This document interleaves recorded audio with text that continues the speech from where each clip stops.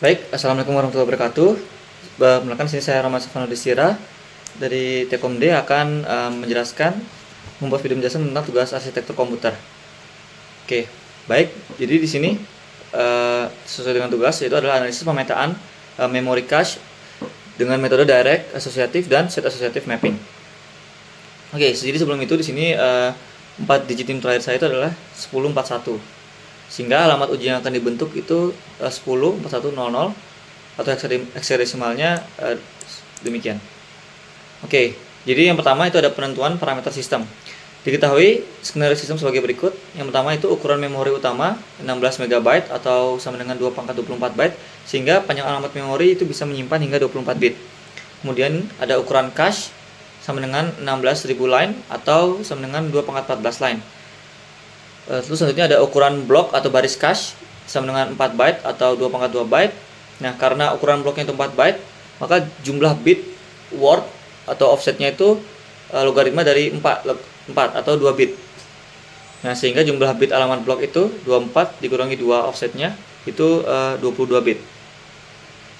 Nah, di sini ada sekilas tabel. Ini ada teknik mapping. Nah, jadi untuk direct mapping itu tag ada 8 bit. Kemudian line setnya itu 14 bit dan wordnya 2 bit. Kemudian di associative mapping itu tagnya 22 bit, tidak ada line set bit dan ada word di sini 2 bit. Nah, kenapa? Karena semua line menjadi satu set. Oke, kemudian di sini ada two way set associative, itu ada 9 dan line setnya ada 13, wordnya tetap 2. Kemudian di four way set associative ini tagnya 10, line setnya 12 dan wordnya tetap 2. Oke. Selanjutnya ada pembentukan alamat uji dari NIM. Nah, jadi karena lagi-lagi 4 digit NIM saya adalah 1041, sesuai dengan ketentuan soal, 8 bit MSB diisi dengan digit AB atau 10 hexadesimal, dan 8 bit berikutnya diisi dengan digit CD 41 hexadesimal ya. Dan kemudian 8 bit LSB diisi dengan 00. Maka alamat memori 24 bit yang digunakan adalah 104100 atau dalam bentuk hex itu sekian. Dan ini dalam bentuk desimal. Nah, ini untuk representasi dari binar 24 bit. Oke, kemudian kita langsung masuk ke pemetaan alamat ke dalam cache. Jadi yang pertama di sini kita menggunakan direct mapping. Nah, pada direct mapping setiap blok memori utama hanya dapat ditempatkan pada satu line tertentu di cache.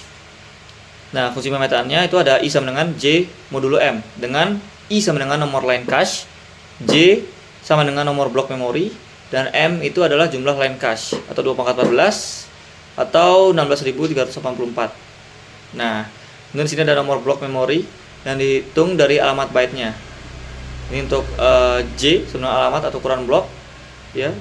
Jadi yang sebelumnya sudah dibuat 104100 itu dibagi 4 sehingga menghasilkan 41040. Kemudian nomor line cache I sama dengan 260304 modulo 16384. Nah, ini hasilnya 4160. Kemudian tag langsung disimpan. Nah, ini untuk format bit dari direct mapping seperti ini. Nah, untuk langkah pembacaan cache pada direct mapping itu, yang pertama kita mengambil 14 line untuk memilih satu line cache. Nah, kemudian bandingkan 8 bit pada bit tag pada alamat dengan tag yang tersimpan di line tersebut. Jika cocok dan valid, bit akan aktif dan terjadilah cache bit. Jika tidak cocok, terjadi cache miss dan blok memori utama harus dimuat ke line tersebut. Nah, setelah blok ditentukan, 2 bit word digunakan untuk memilih byte di dalam blok. Oke, kemudian ada associative mapping di sini, yang dimana pada associative mapping itu blok memori utama dapat ditempatkan pada line cache manapun.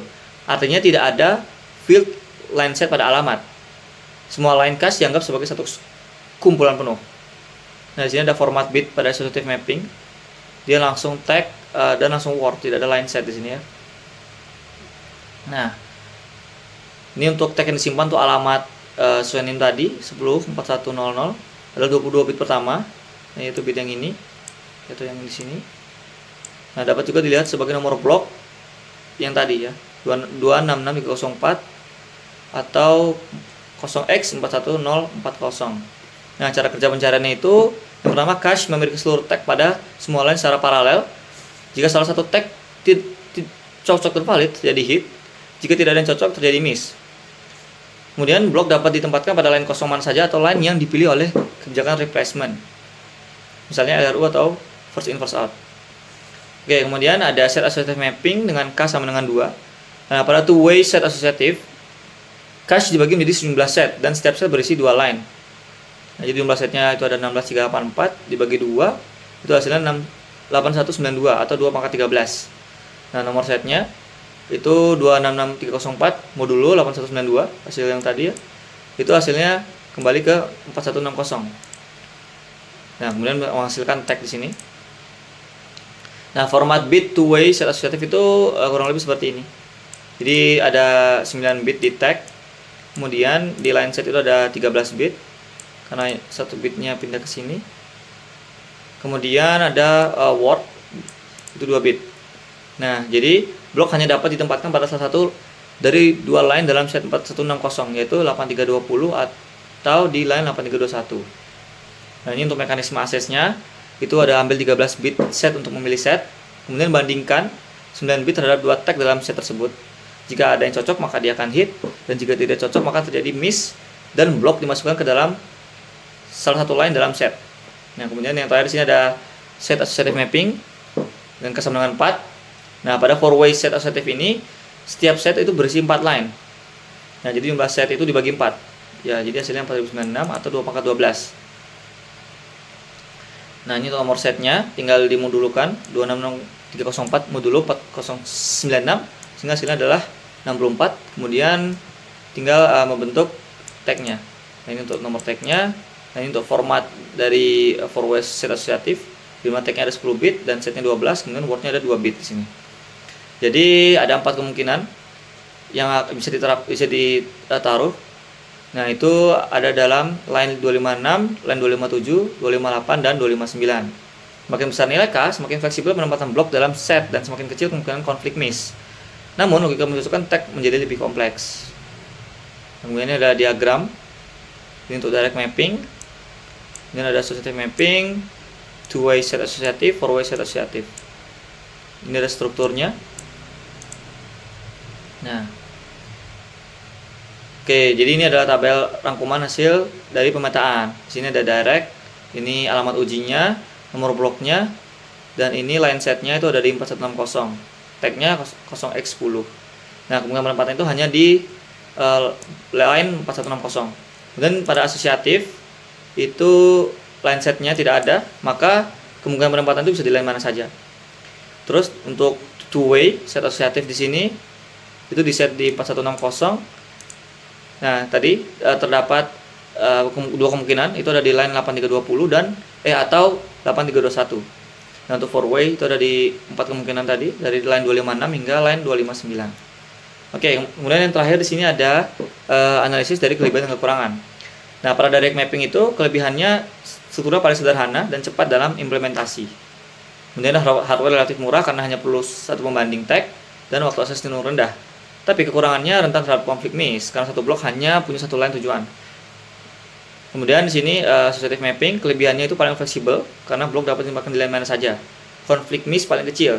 Namun kekurangannya hardware lebih kompleks dan mahal. Dan memerlukan pencarian teks secara paralel ke seluruh line cache dan sulit diskalakan untuk cache besar.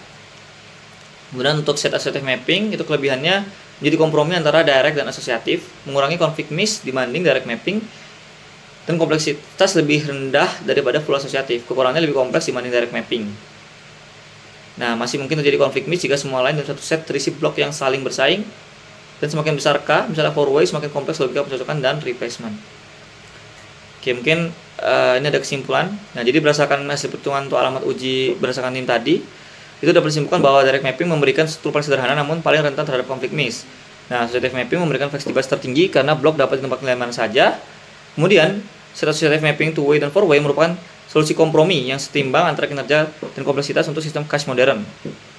Nah, set associative mapping umumnya lebih praktis karena mampu menekan konflik miss tanpa biaya informasi sebesar full asosiatif. Oke, mungkin sekian yang dapat saya sampaikan. Jika ada salah kata mohon maaf. Wassalamualaikum warahmatullahi wabarakatuh.